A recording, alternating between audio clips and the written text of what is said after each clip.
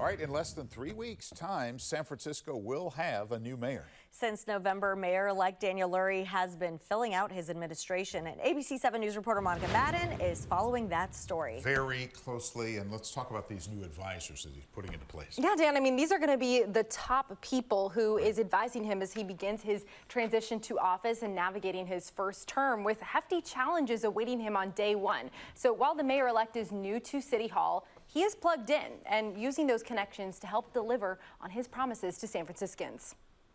Accountability, change, and service to our great city. Mayor-elect Daniel Lurie got the keys to the city by promising shakeups in San Francisco. There was going to be a lot of changes during the transition period. There's going to be a lot of fresh faces. And we're already seeing that as the Levi Strauss heir and nonprofit founder reveals his top staff picks. Most recently, Lurie named former Twitter CFO Ned Siegel as head of housing and economic development. He's also tapped former Giants executive Stacey Slaughter as his chief of staff. Well, he's basically bringing his campaign into the office, which is something we always long time see. ABC 7 News insider Phil Matier offered us insight on the individuals. Stacey Slaughter, his chief of staff, is a longtime San Franciscan. She served as a staffer for former Mayor Frank Jordan when he was in City Hall. She's been with the San Francisco Giants, so she's really tuned into the fabric of the city. Her next step up is Matthew Godot. Again,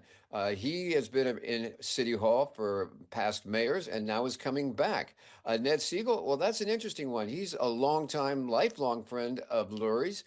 They went to school together. He's been working with him on Tipping Point. He's coming in as a friend and an advisor with the mission of trying to revitalize San Francisco's downtown. That's a big job, but they hope that his contacts with Twitter and such would be a boon to it. Matier says Lurie is fulfilling his promise to voters. Lurie was elected to take a fresh look at City Hall. That's what he pitched, and that's what he is doing. And the hires suggest a focus on pro-business policies, as Lurie looks to deliver on one of his top priorities he told ABC 7 about in September.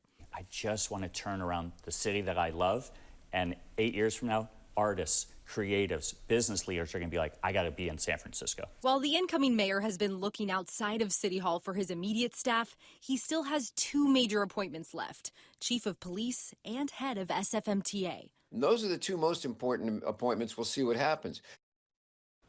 And Lurie has also announced that he's going to be shaking up the organizational structure in his office. Now, I know most of you hear that word and you might yawn at that phrase, but Lurie says it's a big deal. So currently, all 56 department heads report to one single person, which is the mayor's chief of staff.